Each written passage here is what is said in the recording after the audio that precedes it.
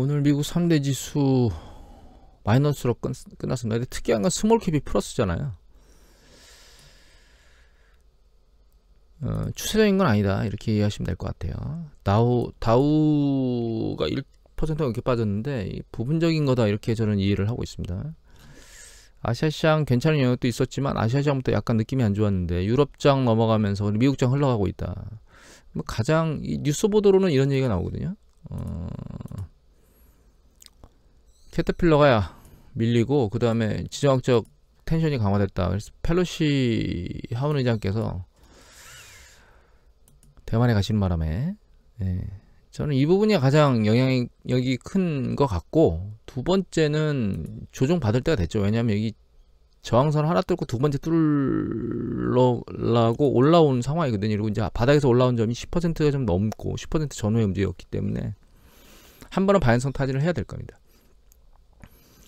캐터필러 얘기가 나오긴 했지만 아니라고 생각하는 가장 주된 이유는 이게 기업 실적 발표 오늘 나온 거거든요. 여기 보면 AMD 같은 경우에는 실적 발표보다 좋게 나왔고, 캐터필러가 안 좋게 나온 게 여기 보시면 주당 이익은 좋게 나왔고, 그 다음에 이제 전체 이익 부분이 약간 적게 나왔거든요. 큰 폭으로 낮아진 건 아니에요. 물론 향후에 대한 어떤 전망이나 이런 부분에 대한 얘기가 나와서 그거에 반응했을 수도 있습니다. 제가 찾지는 않았거든요, 기사를. 근데 전체적으로 놓고 보면 이익 부분이 부정적인 것보다 긍정적인 게 훨씬 많아요. 그래서 캐터필러 얘기는 그냥 여기 주가가 많이 빠졌기 때문에 얘기가 나온 거고, 추세적인 요소는 아니다, 이렇게 이해를 하면 될 것 같습니다.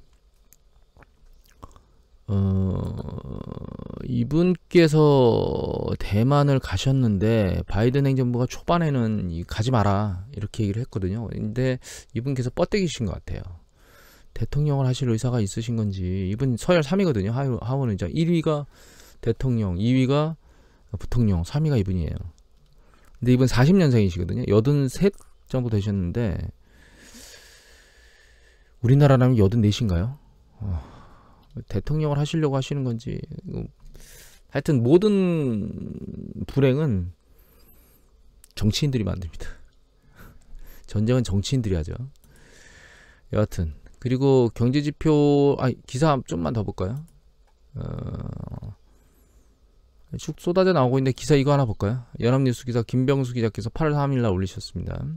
미공화 26명이 갔죠. 아니네요. 하원의원 몇 명 데려갔는데 여기 그 안에 일단 공화당이 지지한다는 얘기고, 그래서 여기 보면 의원이 냈는데, 그러나 이번 방문은 우리가 약속했던 하나의 중국 정책에 부합한다. 이게 얘기는 계속 이런 얘기를 해대고 있어요. 하나의 중국 정책을 한다고 얘기하고 대만을 뒤로 쿡쿡 찔러주고 있죠. 그러니까 중국 애들이 열받은 거죠. 한 가지는 이렇게 생각해야 될 것 같아. 중국 입장에서는 대만을 놓기가 참 난감합니다. 한 영역만 생각하면 되는데 그게 반도체입니다. 반도체를 막 쥐어 누르고 있잖아요. 대만, 한국, 일본, 미국. 그 반도체 핵심 국가들이거든요. 여기가 중국을 자꾸 짓누르면 중국은 반도체에서 놓고 보면 더 이상 전진할 수가 없는 입장인데다가 주요 반도체 부품들을 상당히 많이 수입하거든요, 우리나라에서도. 그런데 그 부품마저도 어려움을 겪게 되면 경제가 어려울 거예요. 그 반도체를 갖다가 조립해서 수출하고 이런 패턴들이 있기 때문에 그거를 중국 자체 내에서 개발해서 생산하는 건 이제 물 건너간 것 같고, 대만이 TSMC를 가지고 있기 때문에 대만에 대해서 더 놓을 수 없는 그런 상황이, 그러니까 단순히 영토 문제만이 아니라는 거예요. 대만 영토가 얼마나 되겠습니까? 그리고 대만이 경제적으로 중국에 비해서 중국한테 얼마나 큰 필요성이 있죠. 제가 보기엔 대만이 필요성을 가지고 있는 딱 하나밖에 없어요, 반도체. 중국 입장에서는 영토 부분도 물론 뭐 해역이라든가 이런 문제들이 있지만 그거 무시하고 움직이는 게 이미 중국이거든요. 그건 뭐 다 무시하고 지금 움직이고 있죠. 그래서 가장 강력한 부분은 반도체 부분이라고 생각을 하고 있고요. 대만이 중국하고 밀월 관계를 보이고 있는데 아직까지는 그 밀월 관계가 깨지는 않을 겁니다. 하지만 예전의 역사를 한번 다시 되새겨보면 우리나라도 미국도 그렇고 초반에 공산당과 민주당, 그러니까 민주와 공산 세력이 붙었을 때 대만을 강력하게 지지했었죠. 하지만 어느 순간에 대만을 뻥 쳐버리고 중국과 수교를 맺었죠. 대만이 지금은 이 정책적인 부분이 맞거든요. 그런데 과거를 잘 상기해야 됩니다. 외교는 어느 순간에 자기를 위해서 손바닥 뒤집힐 수 있다는 부분을 항상 감안하고 움직여야 되는 게 대만의 입장이어야 된다라고 하는 부분을 한번 상기시켜 보고 싶습니다. 그건 우리나라도 마찬가지입니다.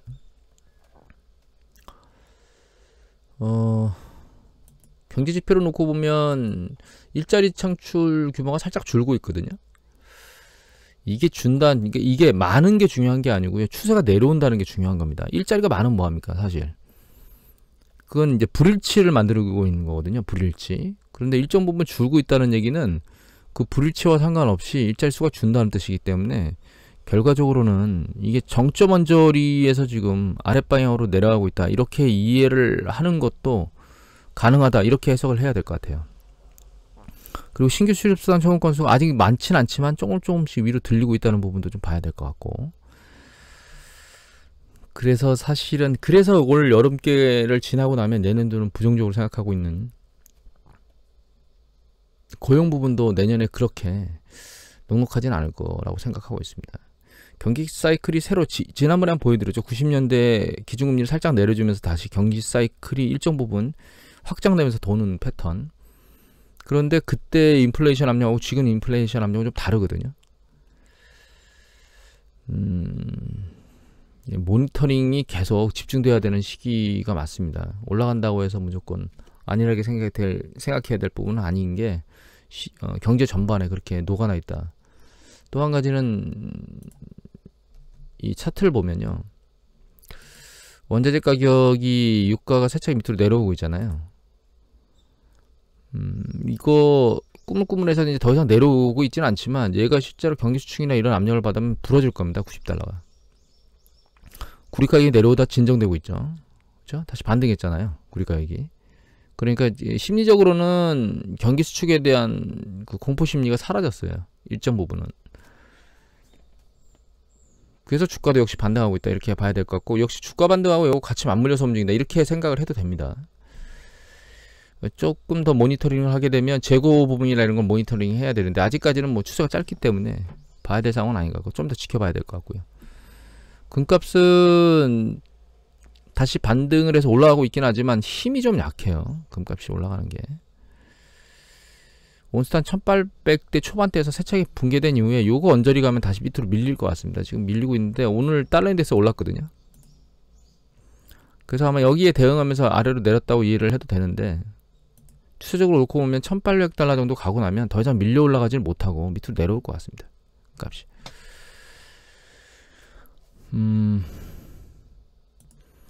그리고 우리나라 외환보유고가 나왔는데 좀 추세적으로 내려가고 있거든요. 요것만 보면 좀 애매하니까 예전에 한번 보여드렸는데 이 외환보유 이게 대외부채거든요. 우리나라에 대외부채가 계속 추세적으로 증가하고 있습니다. 외환보유액은 떨어지고 있어요.